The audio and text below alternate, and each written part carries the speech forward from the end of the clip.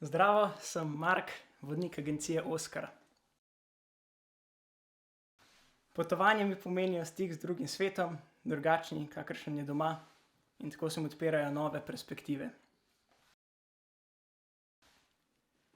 Moja vizija potovanja je, da sopotniki čim bolj ujamemo ta neponovljiv potovalni trenutek, ki se nam odpira.